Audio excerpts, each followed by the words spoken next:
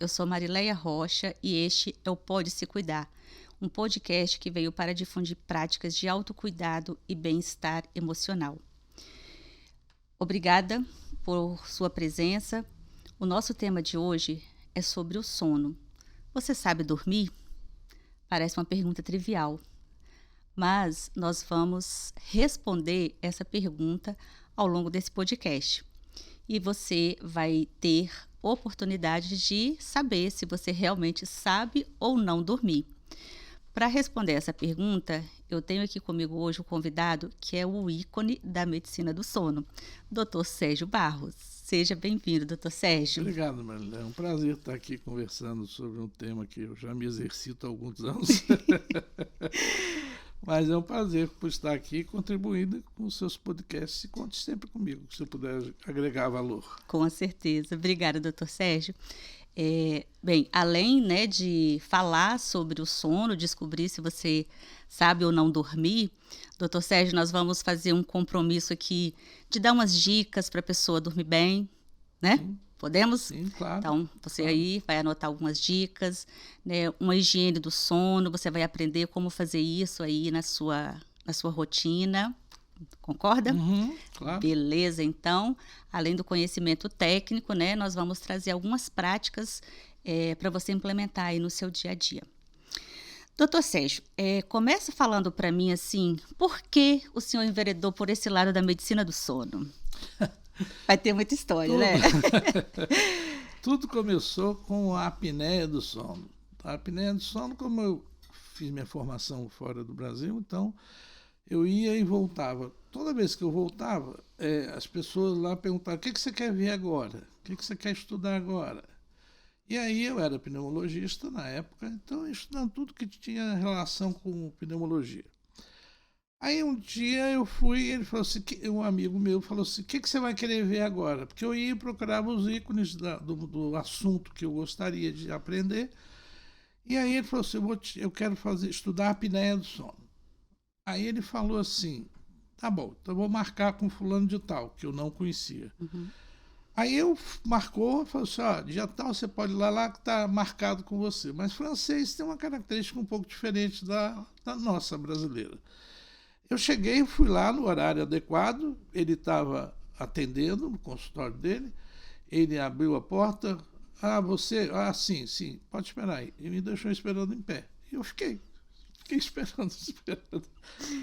Se eu fosse intempestivo, eu tinha ido embora, né? Mas como eu estava lá com uma finalidade bem definida, e aí nós conversamos, aí ele falou: quando é que você quer começar? E começamos e tal, enfim. Aí eu entrei no processo dele de apneia do sono, que era um quadro respiratório especificamente, relacionado ao ronco, essas coisas todas.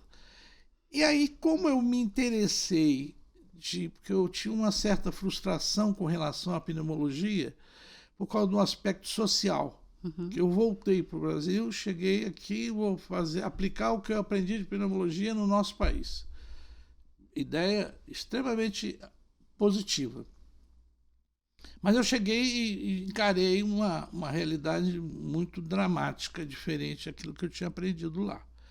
Então, por exemplo, se fosse pegar um paciente com tuberculose para começar um tratamento, você tinha direito de pedir todos os pareceres de oftalmologista, rim, todo mundo, antes de começar a tratar. Eu imaginei que aqui seria a mesma coisa. Aí eu me frustrei. Aí eu fiz a seguinte opção: ou eu invisto numa coisa que eu posso ser útil de uma forma ampla, mas sem ter dificuldade de sono, ter insônia porque eu estou fazendo errado. E aí me interessei pelo sono. Dentro da apneia do sono, eu me interessei pelo sono. E eu achei que seria uma forma de fazer uma medicina de prevenção. Prevenção de saúde. Porque a medicina do sono, eu não preciso de internar ninguém, eu não preciso de dar atestado de óbito para ninguém, eu não preciso de hospitalizar, não, eu vou te dar alta daqui a 10 dias. Não, eu não preciso fazer nada disso e posso contribuir com a melhora de qualidade de vida das pessoas. Aí eu fui para um outro serviço, com o qual eu fiquei vários anos lá, que eram só de sono. Nós só fazíamos o sono, só estudávamos o sono. Eu me apaixonei pelo sono. Apaixonei, e o que eu digo sempre é o seguinte: o sono é fundamental para a vida. Porque as pessoas, quando eu escuto alguém que fala assim, eu durmo 5 horas e fico ótimo, eu me arrepio, porque as pessoas falam sem conhecimento nenhum do que é realmente o sono. Aí eu pergunto assim, você consegue ficar sem comer 3 dias? Mas as pessoas dão um valor muito grande à alimentação. Então, por exemplo, sexta-feira, hora de happy hour, vamos tomar um churrasco, comer um churrasquinho, uma cervejinha.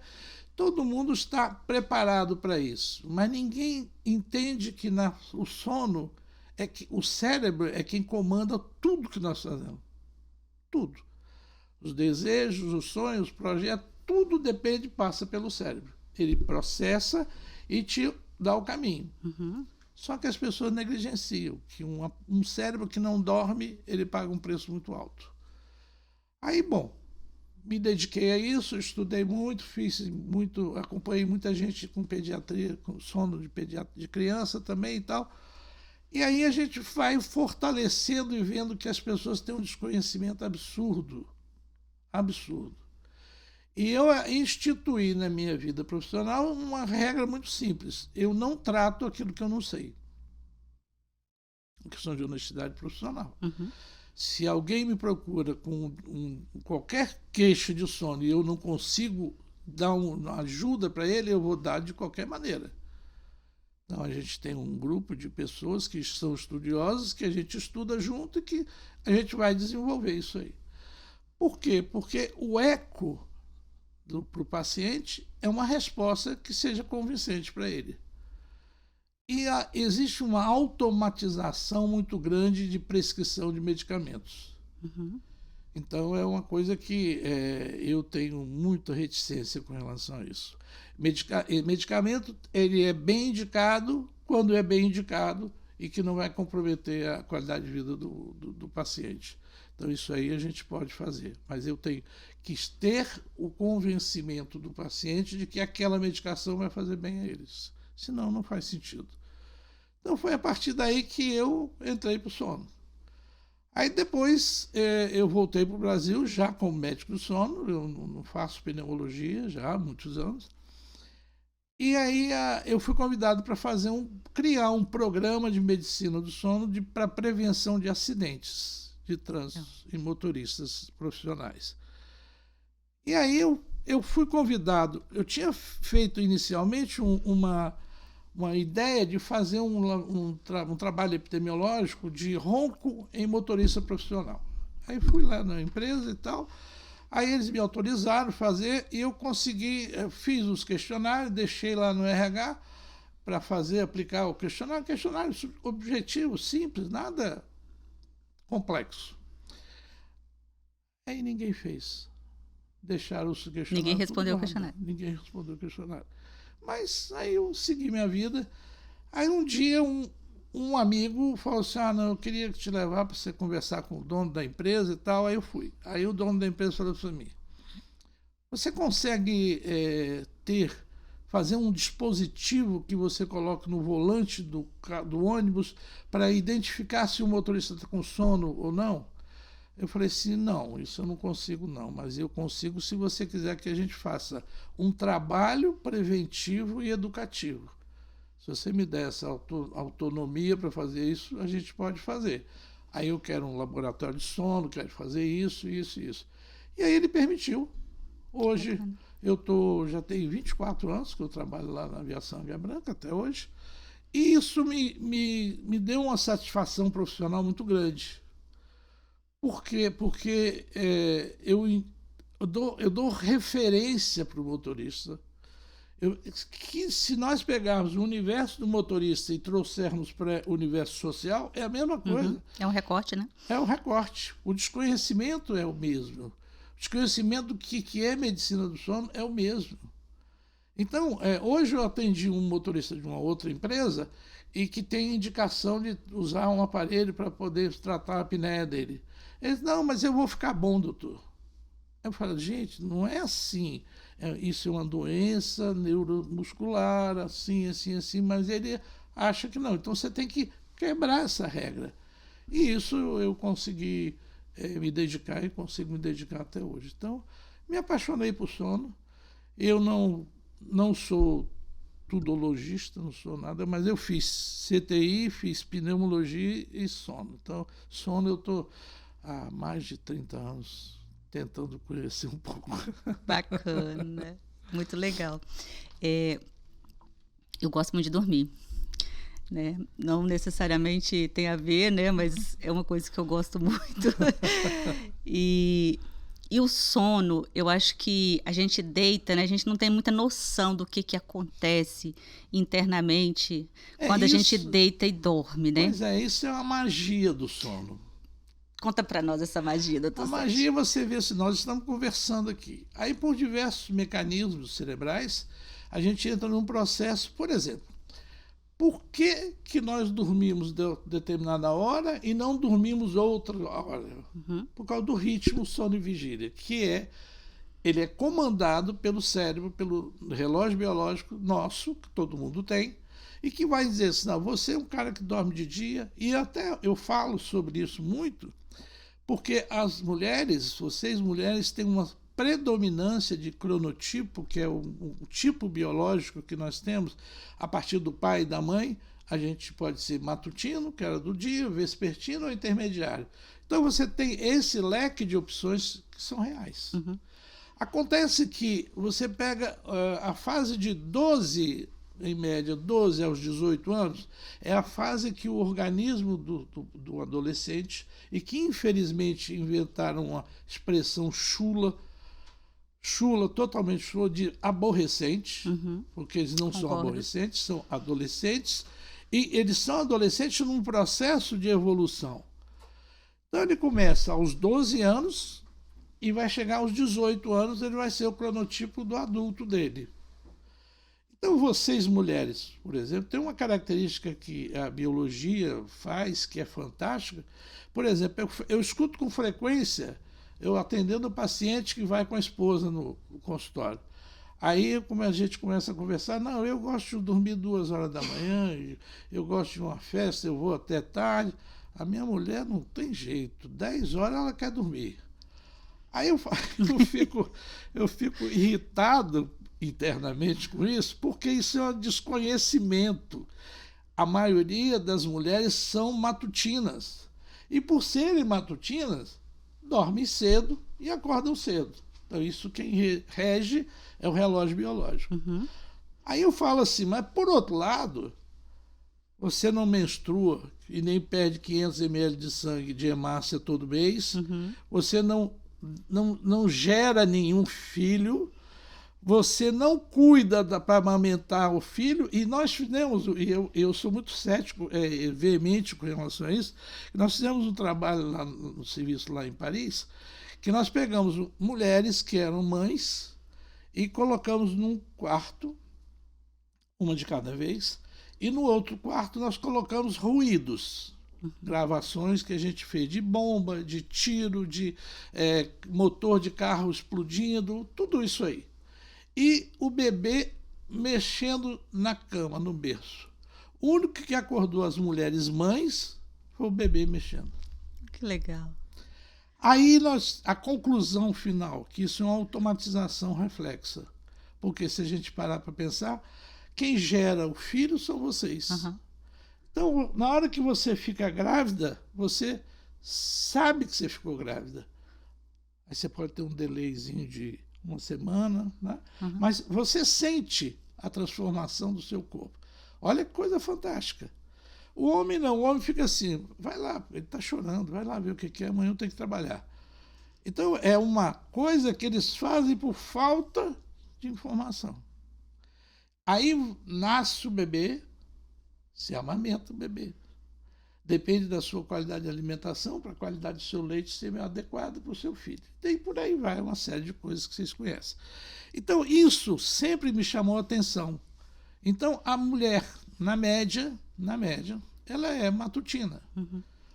O homem pode ser vespertino. Então, se nós pegarmos um adolescente que era chamado de aborrecente, na realidade ele estava numa transição que ainda não tinha definição. De 12 até 18 anos em média, ele está evoluindo. Aí ele evolui. Então você tem a genética da mãe e do pai, sai o cronotipo dele. Vespertino. Por que o adolescente gosta de dormir tarde e acordar tarde? Aí tem uma outra coisa, por falta de informação que as pessoas não sabem, é que esse adolescente, ele é um indivíduo privado de sono. Ele tem dívida de sono. Então, essa dívida de sono ocorre porque ele dorme tarde, mas não pode acordar tarde como gostaria. Porque ele tem que ir para a escola, tem que estudar, tem que trabalhar, tem que fazer um monte de coisa. Então, ele se torna um indivíduo privado de sono. E aí as pessoas inventaram uma expressão horrorosa, que eu acho, de aborrecente. São pessoas em transição privadas de sono. E qualquer ser humano que nós criarmos ela numa condição de privação de sono, de dívida de sono, vai ser a mesma coisa. Vai ser aborrecido. Vai ser aborrecida. Porque é impaciente, é intolerante, é ansioso, às vezes ele tem dono da verdade absoluta, enfim, uma série de sintomas de alteração comportamental. Então isso me angustia, porque, por exemplo, nessa pesquisa que a gente fez, nós não definimos qual é o processo, mas é a automatização. Então, a mulher, vocês mulheres, têm uma característica, e vocês são muito mais fortes do que nós homens. Homem nenhum aguenta nada do que vocês aguentam. Então, não necessariamente do ponto de vista comportamental só e físico, não, mas é um processo biológico fantástico. E o sono da mulher tem essa característica. Então, ela tem uma frequência maior de insônia. Homem também tem. Mas a mulher queixa-se de insônia, o homem não. Por quê? Porque ele acha que ele dorme bem. Ou ele fala assim, não, eu durmo 5 horas, mas eu me sinto muito bem. E eu digo para todos os pacientes meus, se você 5 horas para dormir for te preparar para trabalhar, você está completamente equivocado.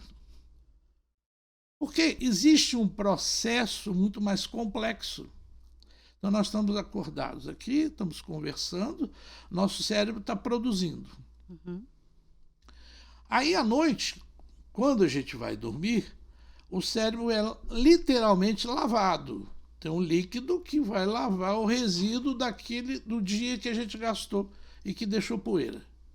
E eu falo sempre assim, se você sair de casa de manhã, tomou seu café, não lavou a vasilha do café, almoçou, não lavou a vasilha, jantou, a mesma coisa, 3 dias depois você não entra dentro de casa, você tem que lavar. E nós temos essa relação com o sono. Se nós não dormirmos, nós vamos ter que pagar um preço alto. E isso as pessoas só sentem quando começam a ter sintomas de dívida de sono. Inclusive, a gente hoje tem um consenso que até então a gente sempre classificou de privação de sono. Hoje o consenso é chamar de dívida de sono. Porque dívida tem um enfoque social. Eu estou devendo para a Marileia. Eu vou ter que pagar a Marileia. Eu tenho que pagar. Ela fala assim, não, peguei um trocado com a Marileia, mas se ela me cobrar, eu pago. Dívida de sono, você tem que pagar. Porque se você não pagar, a conta chega. Como chega o financiamento do banco, o financiamento do carro, da casa, de tudo. Aquele dito popular que fala assim, então, uma noite mal dormida você não recupera. Então, isso não é real. Não, isso aí a gente tem uma outra visão. Se você hoje, segunda-feira, você não dormiu por qualquer motivo, ou dormiu mal, e amanhã, terça-feira, você dorme normal, você recupera essa aqui. Mas se passar isso de 5 noites, você já não recupera mais, você já tem mais dificuldade para recuperar. E aí tem uma relação muito grande com a questão do sono, da macroestrutura do sono. Porque a macroestrutura do sono ela é muito complexa, porque ela compõe todo o nosso desempenho, psicoemocional, físico, tudo. Então, essa alteração, quando você tem o sono 1, sono 2, sono 3, que é o sono de ondas lentas, e o sono REM. Então, todo mundo acha que o sono REM é o que existe de melhor. O sono REM faz parte da macroestrutura do sono. Mas aí você imagina, você consegue dormir o sono 3, você tem um percentual de sono de onda lenta normal, o sono REM normal, mas você acorda 300 vezes na noite. E você não tem consciência. Por quê? Esse é o grande vilão do processo do sono.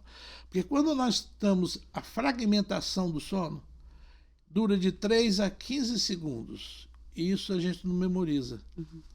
Então você lembra, por exemplo, você acorda, vai ao banheiro, volta, toma um pouquinho de água, você lembra que você não, acordei 1, 2 vezes. Quando você tem um distúrbio respiratório de sono ou um outro distúrbio de dívida de sono, você vai ter que acordar em média 200, 300 vezes por noite, mas você não lembra. Porque você tem a objetividade, a subjetividade do despertar.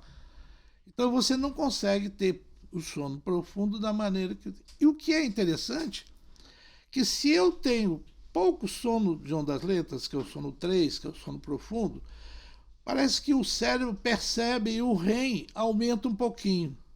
Aí eu aumento um pouquinho para compensar isso aqui. Então é o que a gente chama de rebote. Só que isso não é a regra adequada. Entendi.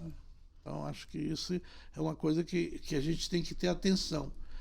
E uma outra coisa que eu acho que é, infelizmente, as pessoas não têm hábito de fazer isso, por falta de informação, que nós precisamos ter ritual de sono. Legal. Ritual de sono, quem é o grande professor de ritual de sono? O bebê. O bebê ele é fantasticamente inteligente desde sempre. Ele chorou, ele diz, estou ficando com sono. Chorou, não vou poder botar você para dormir. Ele dorme no colo da mãe num ponto de ônibus a 40 graus por dia. Ele dorme profundamente, cheio de sono REM. Então, para você ver como que o processo... A criança, por exemplo, a criança, nossa, esse menino está chato. Ele não para, mexe em tudo. Para de mexer nisso. E ninguém para ver que hora que esse menino acordou e que horas que ele vai dormir.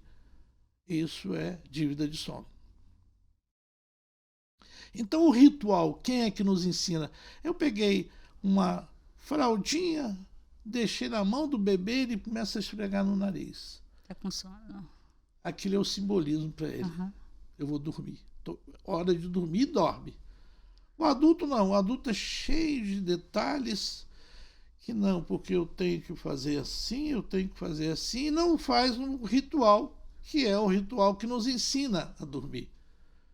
Então não é olhar para o relógio e falar assim, agora eu vou dormir porque está na hora de dormir. Quem define isso é o nosso relógio biológico.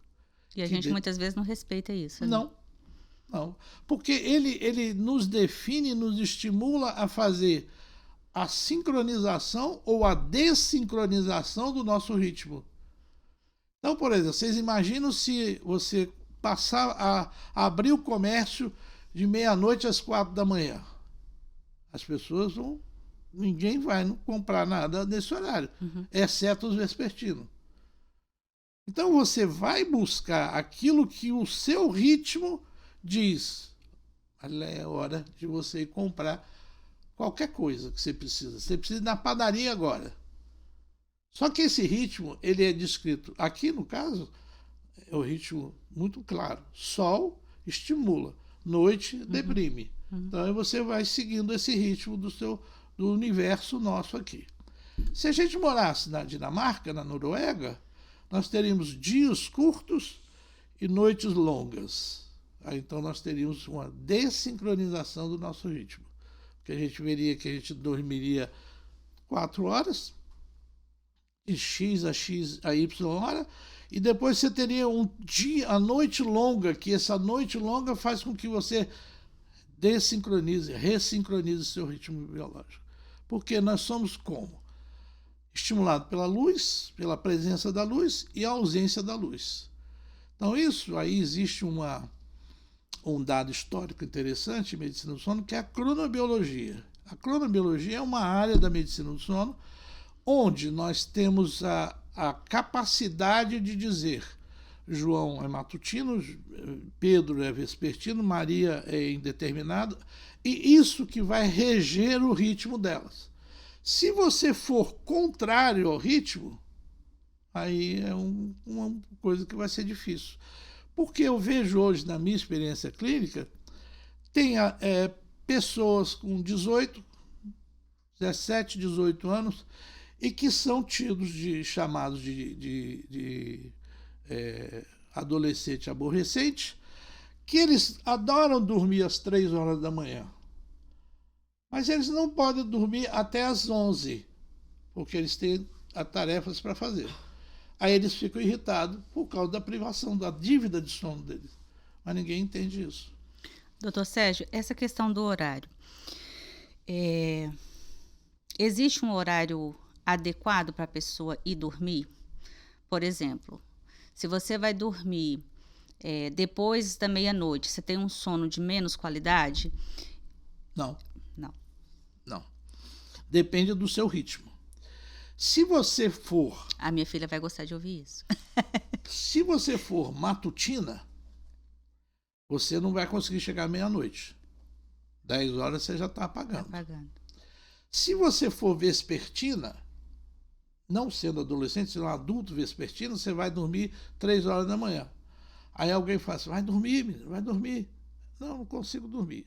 Aí, o que é mais importante ainda, que essas pessoas são chamadas de preguiçosas. Ah, é verdade, tem muito isso. É preguiçosa demais. Eu tenho vários que eram considerados preguiçosos que tinham desincronização. Porque o que acontece? Nós temos o ritmo do nosso relógio.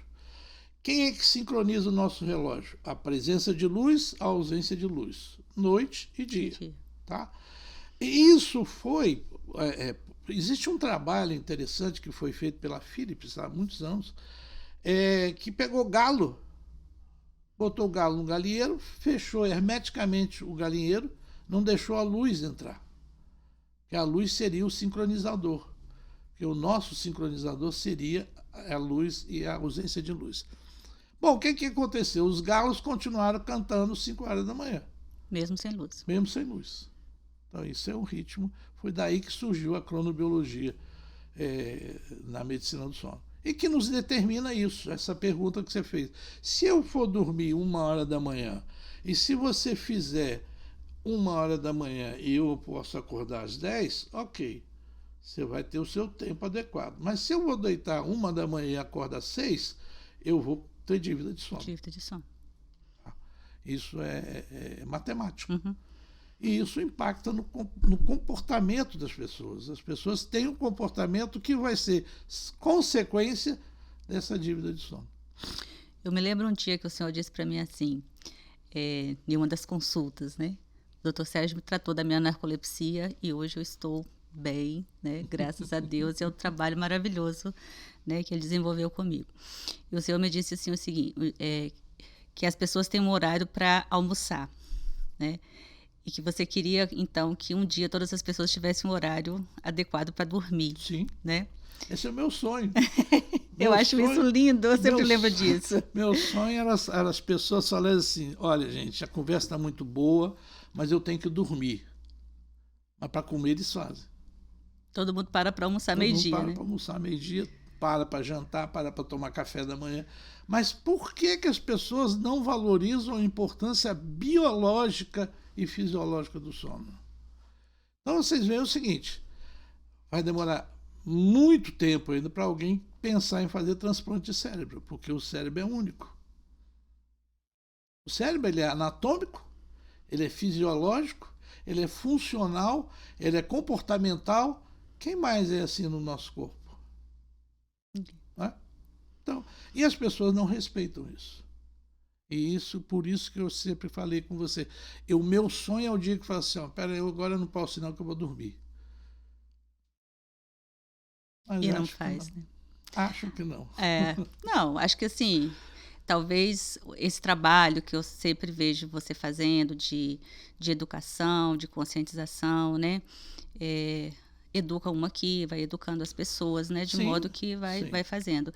Eu acho que talvez não mude o mundo, mas muda o mundo de algumas pessoas, como mudou o meu, né? Eu sou assim, eu ia dormir 2, 3 horas da manhã, né? Hoje eu durmo no horário certo, Pois né? é, Então você, aprendi, você aprendeu e sincronizou o seu ritmo. sincronizei o meu Sincronizou o ritmo. seu ritmo. Então, por exemplo, no trabalho que eu faço com motoristas, esses anos todos, e eu sempre falo o seguinte, eu não sou funcionário da empresa da aviação Águia Branca, eu sou prestador de serviço. E todo mundo sabe que qualquer prestador de serviço que não tiver boa qualidade não fica. Né? Eu já estou fazendo 24 anos lá. Mas o que a gente tenta fazer? Ensinar o motorista a dormir. Diga para nós, como dormir? Porque foi a pergunta inicial que eu fiz, né? Você sabe dormir? Então vamos aqui pegar umas dicas, né, Como dormir? fantásticas Eu com o acho Dr. que Sérgio. tem uma das coisas que tem que ter muita atenção com a alimentação. E tem gente que fala assim, eu não sei por que eu ganho peso, engordo, e eu nem como. Fala assim, eu nem janto. É exatamente porque ele não janta que ele ganha peso.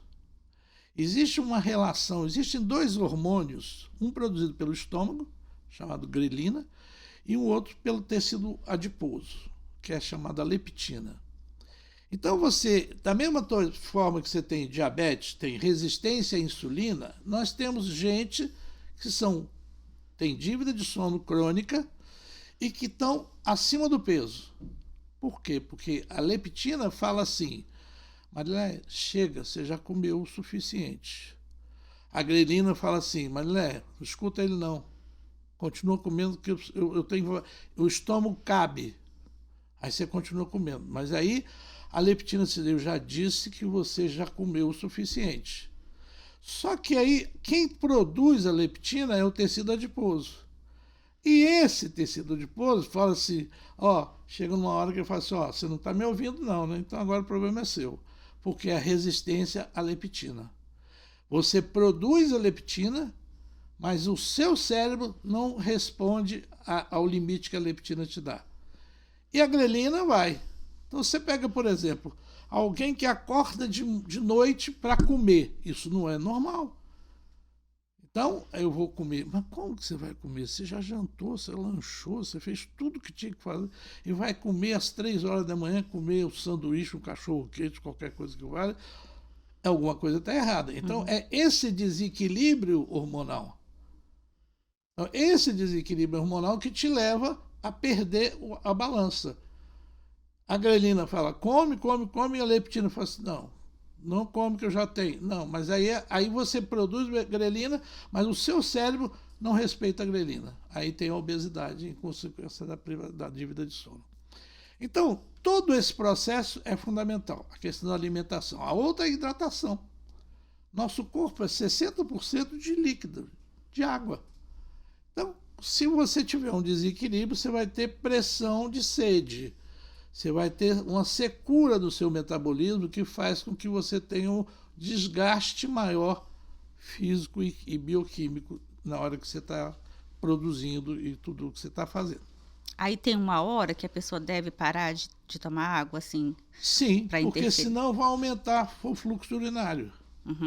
Então, se eu bebo água, tomo água e vou dormir, eu vou fazer com que eu tenha estímulo de diurese 2, 3, 4 vezes na noite.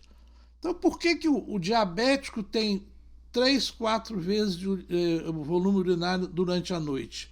Porque ele tem sede, ele altera o metabolismo dele e ele ingere. O rim fala assim, companheiro, não dá para ser, eu tenho que levantar e tenho que urinar. Aí, cada vez que você levanta e vai urinar, você vai acordar. Existe uma coisa que é interessante para comparar a isso que eu estou falando. Existe uma situação que nós chamamos de inércia de sono. O que é inércia do sono?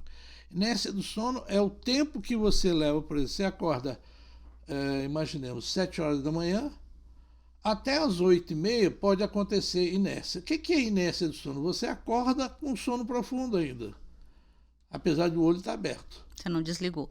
Você não desliga. Você está ainda no sono que você estava lá. E esse período, ele é individual. Então eu vejo, por exemplo, que tem gente que acordou agora às 7 horas, ele faz um teste de atenção, que ele vai fazer uma viagem, e eu vejo que o teste ele foi reprovado. Aí eu falo assim, que hora que ele dormiu, que hora que ele acordou e que hora que ele está fazendo o teste. Então, tem 30 minutos, 40 minutos. Então, isso é a inércia do sono. Ele está dormindo, mas está em pé. E está de olho aberto. Olha que perigo.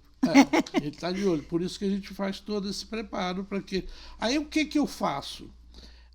Como é que eu posso fazer se a Marilé não vai me dizer que ela está com inércia do sono, ou que ela dormiu pouco ou dormiu muito? Aí eu uso um dos grandes sincronizadores que nós temos, que é a luz.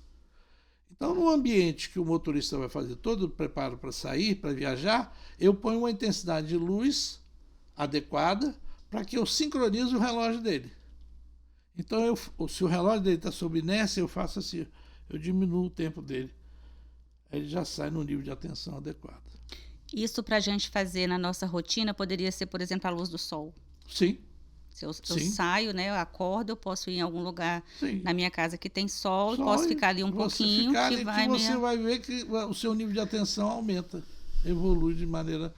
Por outro lado, eu tenho pessoas que trabalham de madrugada, a noite toda. Uhum. Aí, se eu sei que à noite o meu ritmo é para dormir, mas eu não posso dormir.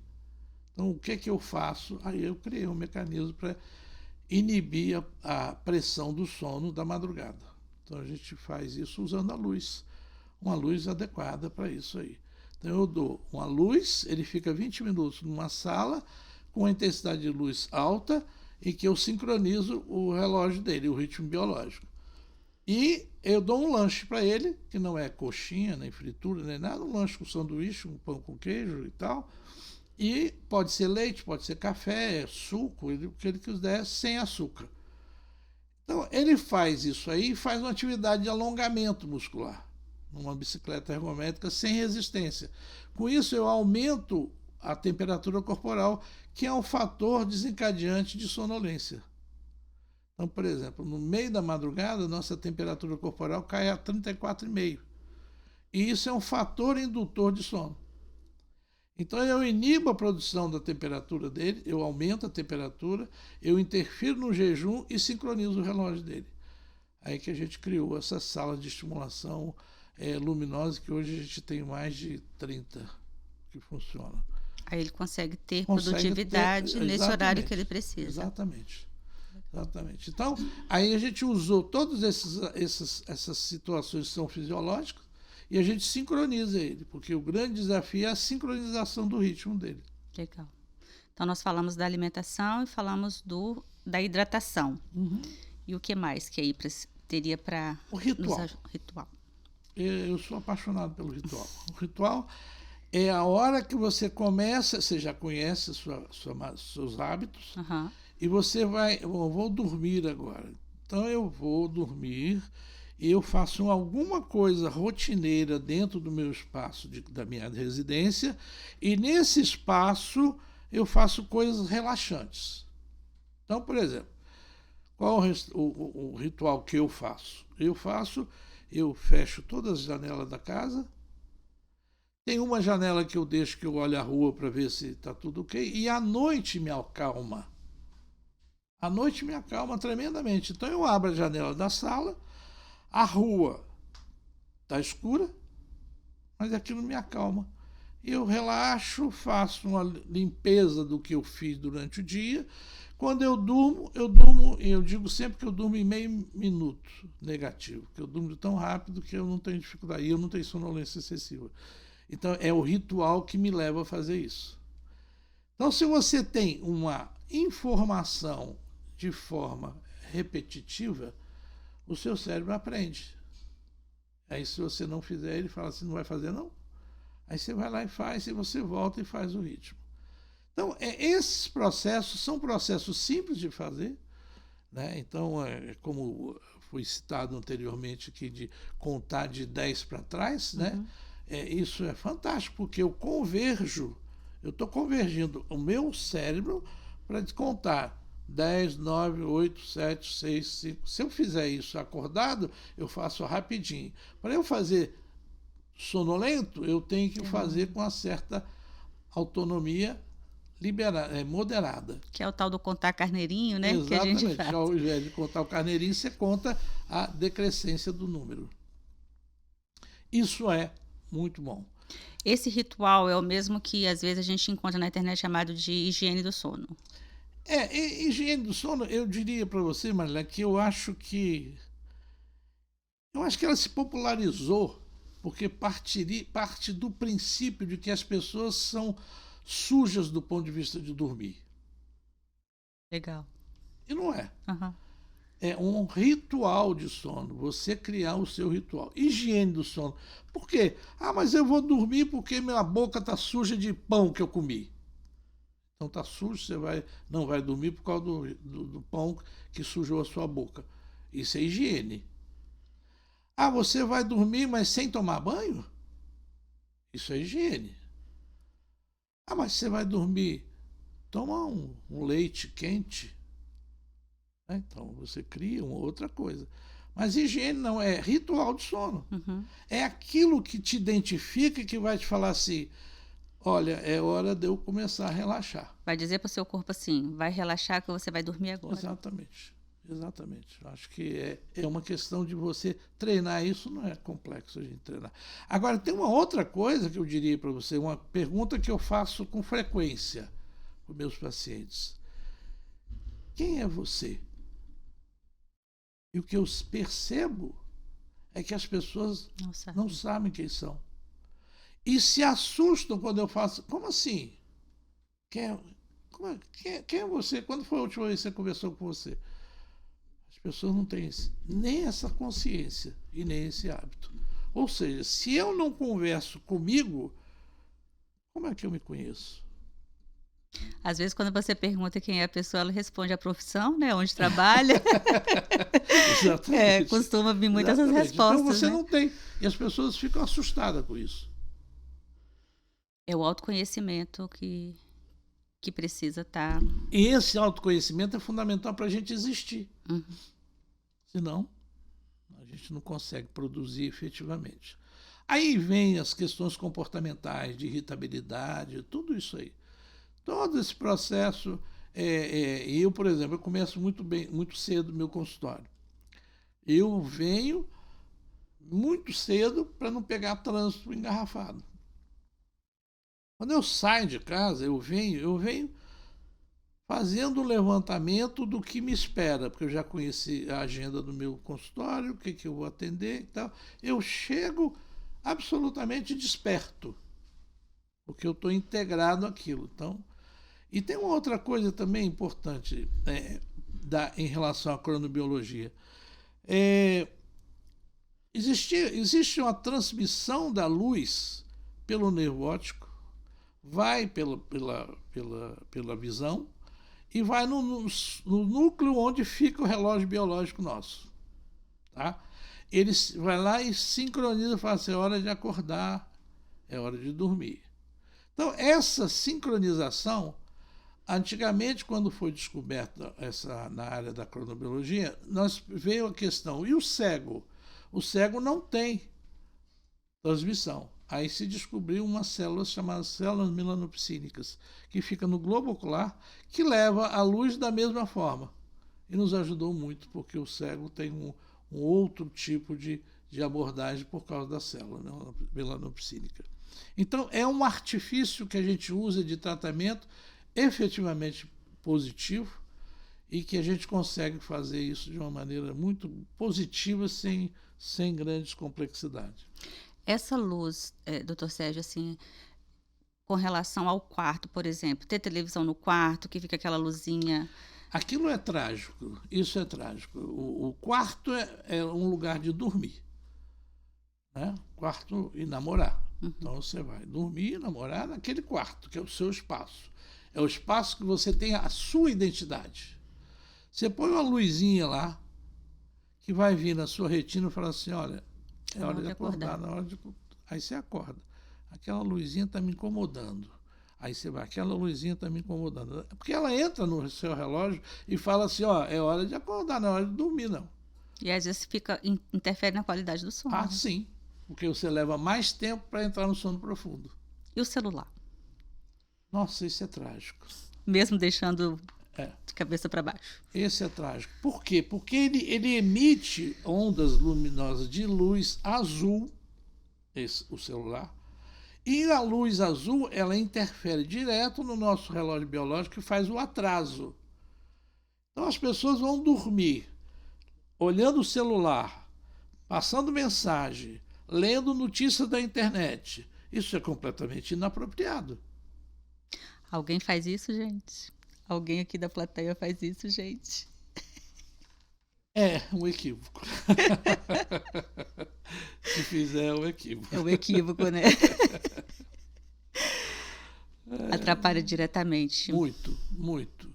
Então é bom que a pessoa pense, né, nessa questão do ritual do sono. Eu acho que sim, eu acho que eles têm que pensar quanto vale o bem-estar dele. Acho que fundamentalmente é isso. Quanto vale o meu bem-estar? E aí investir naquilo que a gente precisa, né? Uhum. A vida é muito boa, mas a gente tem que saber cuidar. Né? Doutor Sérgio, a gente... Nossa, tem tanta coisa para falar e perguntar e dúvidas, né? Mas quando que a dívida do sono precisa ser olhado como uma questão que precisa de um cuidado médico? Quando você começa a ter sintomas de irritabilidade, agressividade, intolerância, redução da libido, vontade de não fazer nada, tendência ao isolamento, tudo isso são sintomas comportamentais secundários à dívida de sono. Esse é um aspecto pessoal. Quando você leva para o aspecto profissional, o indivíduo privado de sono tem muito mais chance com dívida de sono, tem muito mais chance de se acidentar ou de causar um acidente por causa da dívida de sono. Então, esse é outro aspecto extremamente importante em relação a isso. Tem aquela questão da equivalência, que a pessoa que fica tanto tempo sem dormir é como se ela tivesse... Assim, isso aí não tem... Porque se nós pararmos para pensar, o dia tem 24 horas. Na realidade, são 25 horas. Mas nós temos, geograficamente, são 24 horas. Essas 24 horas, cada parte do nosso relógio tem uma função específica. Por exemplo, você faz atividade física, Marilene? Faço. Que horas? 6 horas eu estou correndo na praia, eu estou na academia. Aí eu pergunto assim, Marilene, como é que você vai fazer uma atividade física às 6 horas da manhã? Você deve ter acordado no máximo, no mínimo, 5h30, e você vai para atividade física na academia. E o tal do cortisol, que é o hormônio do estresse, que te protege, que protege a gente, que só começa a ser produzido depois das 7h30 da manhã. Por isso que as pessoas infartam de manhã cedo fazendo atividade física. Eu acho que grande parte das pessoas não tem esse conhecimento também, né? Não. Eu fico assustado quando eu venho para o consultório, que eu venho mais cedo, e eu vejo a fila de pessoas na porta das academias, 6h30, 6 horas da manhã. Por quê? Eu preciso da proteção do cortisol. O cortisol é um hormônio de extrema necessidade, mas ele não é produzido durante o sono. Então, ele é produzido depois das 7h30 da manhã. Aí você pode fazer a atividade física que você quiser. Você não corre risco. Se você fizer um levantamento, quantas pessoas já infartaram fazendo atividade física às 6 horas da manhã?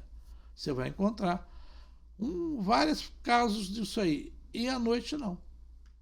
E aí dizer assim, não, mas não faz atividade física de noite, não, que atrapalha o seu sono. Já caiu por terra essa questão muito, muito mais tempo. E hoje, nós que trabalhamos com medicina do sono, nós temos uma regra fundamental. Entre correr 5 horas da manhã, 6 horas da manhã, ou ir para a academia, durma. Faça a sua atividade física no final da tarde, na hora que você quiser, na hora do almoço, se tiver tempo para fazer, faça. Mas de manhã cedo, você dorme. Por quê? Hoje se fala muito em doenças crônicas, tipo Alzheimer, Parkinson, demência, todas essas doenças graves. Alzheimer, hoje, a gente sabe que a idade já caiu bastante. Eu tenho um paciente de 58 anos de idade, ele começou com sintoma de Alzheimer e foi diagnosticado como Alzheimer. E qual era a característica dele? Dívida de sono. Era dívida de sono. Olha só. Então ele nunca dormiu uma noite inteira. Então, se nós não tivermos consciência crítica de que o sono é tão importante quanto respirar, a gente paga o preço. Então, essas doenças, por exemplo, eu tenho visto muito, com grande frequência, sinais precursores de doença de mal de Parkinson em exames de polissonografia. E as pessoas não têm nem noção, que é um movimento de atividade muscular da perna, que a gente vê na polissonografia. E aí? Você vai evoluir, você vai evoluindo, você vai evoluindo, você vai continuar agravando o seu histórico. Enfim, eu diria, não empurre a necessidade do sono para a esquina. Durma. Respeita, durma. E essa regra é, ao invés de fazer atividade física de madrugada, durma. Vai ter muito mais qualidade de vida, né? Se for pensando dessa forma. Com certeza, e vai fazer uma atividade física muito mais saudável. Bacana. Doutor Sérgio, é um assunto que eu tenho extrema paixão, né? Pouco conhecimento, mas extrema paixão. Conhecimento é seu. E eu sei que é muita coisa que eu gostaria de te perguntar e que eu gostaria de trazer para as pessoas que estão nos assistindo ter mais informação. Eu sou exemplo vivo, assim, do quanto o sono melhorou a minha vida, né? Hoje eu tenho horário para dormir, eu tenho horário para acordar, eu não tenho mais sonolência diurna, né? Como lembra quando eu cheguei no seu consultório que eu falava assim, doutor Sérgio, a alma me cansada é o que me define, né? E eu não sou mais essa alma cansada, né? Porque realmente eu vejo o quanto que isso mudou a minha vida, né? Aí você observa, só uma curiosidade, a sua pele é outra. Eu tenho memória fotográfica. Não é? Que bacana. E eu entendo que isso é uma informação que eu recebi, né? E coloquei em prática e que eu gostaria que outras pessoas tivessem a oportunidade, né, de ter essas informações, que pudessem colocar em prática, informações de qualidade. Então, fica aqui o convite para você voltar outras vezes, porque assim são muitos temas que eu gostaria que a gente pudesse conversar. Coloco inteiramente à sua disposição, quando você quiser, só a gente agendar previamente. Com antecedência. Bacana. E hoje, assim, de tudo que a gente conversou, o que o senhor deixaria de um recado assim, especial para as pessoas que nos ouviram? Eu diria para as pessoas respeitarem os limites físicos deles e emocionais. Não achar que eu estou estressado porque o meu chefe não gosta de mim. E é uma característica, por exemplo, a perda da crítica. O ser humano tem uma facilidade muito grande de perder a crítica, o senso crítico. Então, eu estou irritado porque o meu chefe está pegando no meu pé. Eu já sei o que eu vou fazer, eu vou pedir ele para me demitir. Essas são atitudes completamente inadequadas, porque você perde a noção da crítica. E eu te dou um outro exemplo para simbolizar. Você está viajando, dirigindo, de repente você tem um caminhão na sua frente, aí você vai, volta, olha, vou cortar, não vou cortar, tenta uma vez, 2 vezes, 3 vezes, aí alguém fala assim, vai agora, e você está cansado de ir e vir atrás do caminhão, de repente você vai, puf, na hora errada. É a perda da crítica, porque você não parte do princípio, não, mas eu estava muito seguro que estava certo. Não.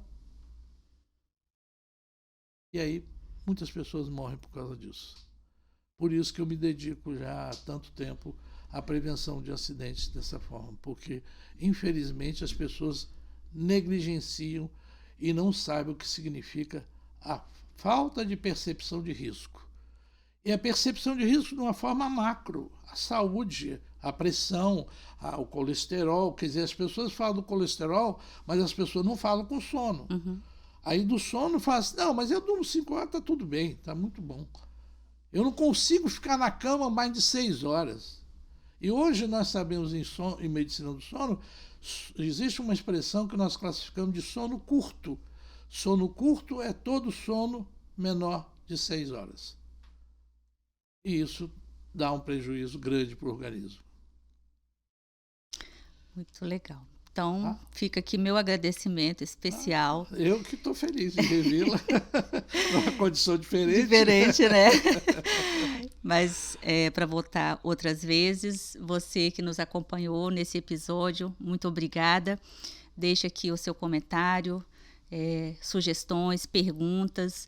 Compartilha com outras pessoas que você entende que precisa, né, ouvir esse conteúdo. É importante, nós queremos difundir cuidados, né, e bem-estar emocional. Esse é o nosso objetivo. Que seja seu também. E até uma próxima